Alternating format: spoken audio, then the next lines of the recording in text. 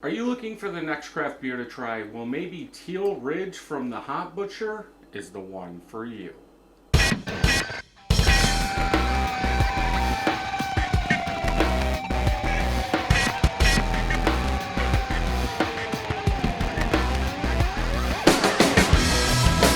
Welcome back, everybody. So today we're going to try a very new beer, Teal Ridge.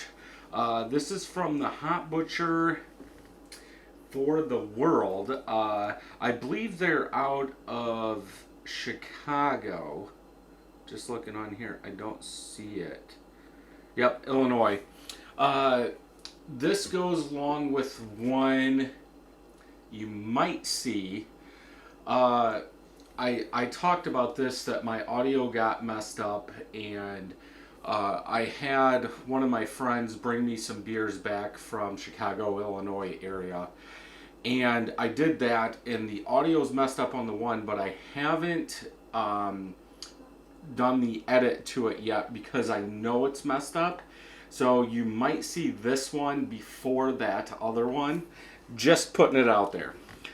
So this is with Citra, Simcoe, Vic Secret, El Dorado hop. Funny thing is I'm brewing a beer with El Dorado hop right now. Double New England IPA, 7.5% ABV.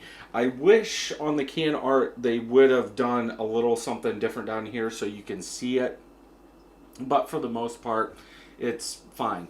No date, anything on here. I believe through Untappd they're saying this is a Double New England. Yeah, Imperial / Double New England IPA. No IBUs, but do we really need IBUs since most of it's perceived anyway? Probably not. So let's go ahead and open it, get it into a glass.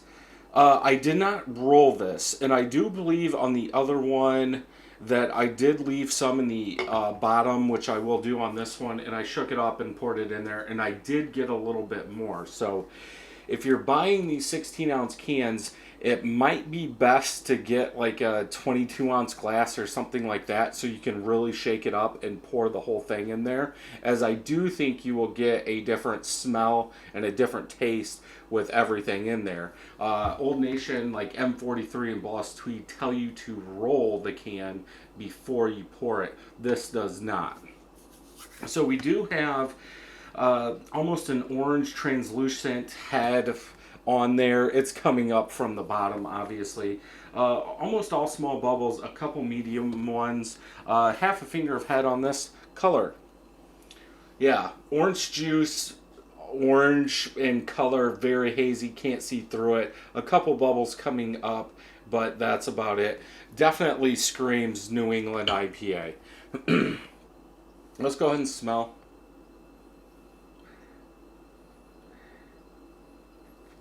Very juicy, fruity, almost bubblegum yeast, and that's what I kind of get out of, if you want to say well done New England IPAs.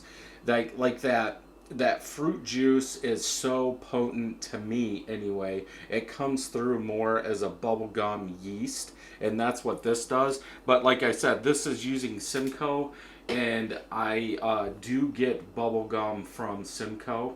But yeah, definitely very juicy fruit smell. Like if you were looking to drink a New England IPA, this is what I would want it to smell like. Let's go ahead and taste.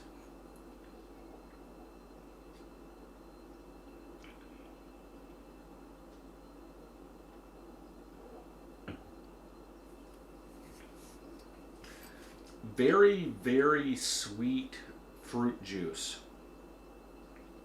Like a mango. Very sweet mango fruit juice. I could probably say there's pineapple in there, but it's not like that regular sweet pineapple, because that mango sweetness really, really is dominant through the whole entire taste.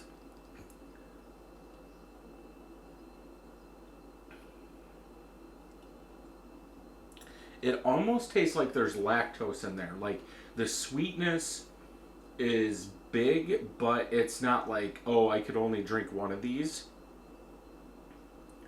It's almost like you took a lot of sweet mangoes, mashed them up, and then put some other fruit in there and smashed it up. It's it's weird. The sweetness isn't overly sweet, but it's very sweet.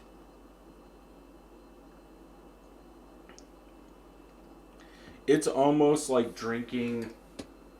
I think it's, is it Simply Orange, the mango Simply Orange?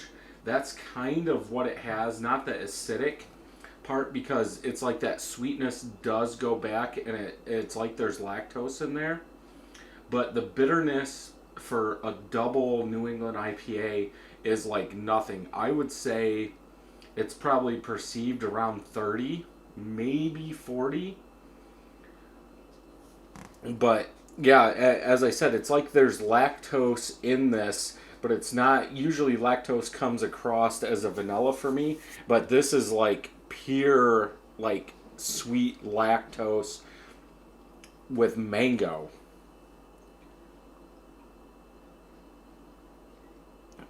Very, very smooth. And the reason I'm saying lactose, you'll have to go back and watch it, but the Craft a Brew, that milkshake IPA had lactose in it, and that's kind of the vibe I'm getting from this one in the taste, and that's why I'm saying lactose. But yeah, maybe a little peach apricot, but I think that mango really comes through. Maybe, like I said, a little peach apricot. Let's go ahead and dump the rest in here, see if anything changes.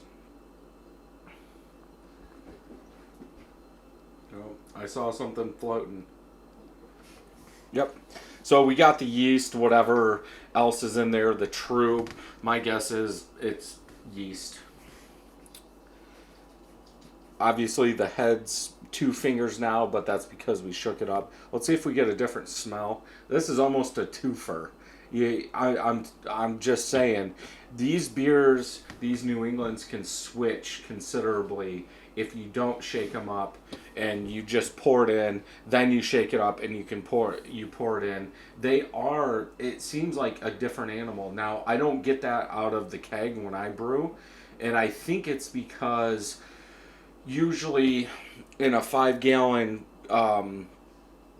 keg, you're drawing off the bottom, and usually what I do is I fill the keg up, I put it in the keezer for 30 days, then I have like a 1 gallon carboy, and I just open the tap and let it flow in there for about a minute or so until the carboy is about half full, maybe 30 seconds. And I that draws out all the yeast, the true, anything that's in there. Where I'm not sure how they bottle. My guess is by this is they've got a big tank, it's done, go. And I think that's why a lot of these New England IPAs have the true yeast protein in the can, is because they just bottle out of that. It would be interesting to see, sorry I'm going off on a tangent here, is this one of the first ones off the line, or is it one of the last ones? My guess is you're gonna see a difference. I could probably do it with M43, but my guess is when you get a lot of that true protein yeast in there, it's one of the first ones off the line, or the first, say, 100, depending on how many barrels they do. Once that's all sucked out, my guess is you're not getting a lot in there, and it might be undercarbed, because that yeast is going to help eat some of that sugars to carb the beer. Okay, heads died down a little. Let's smell again. Yeah, see, doing that, now I get more pineapple, like that. Almost acidic pineapple, fresh pineapple. I don't like pineapple in a can because it's got like a metallic tinny taste. But I definitely get more of that pineapple vibe now.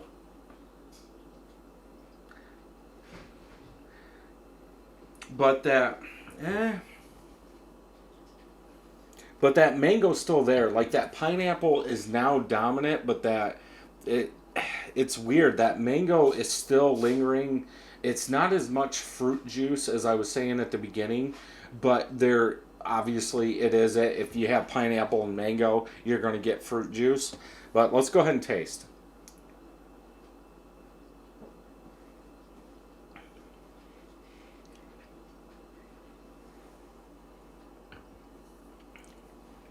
Definitely more pineapple mango.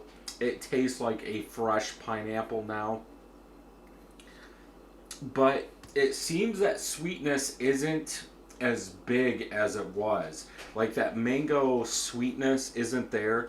It's almost like that pineapple acidic, or I don't know what you want to call it. That it like cuts through it. You still get that mango, but it doesn't deliver as much sweetness. Like if you gave me the bottom of this just like I did, there's not lactose in this.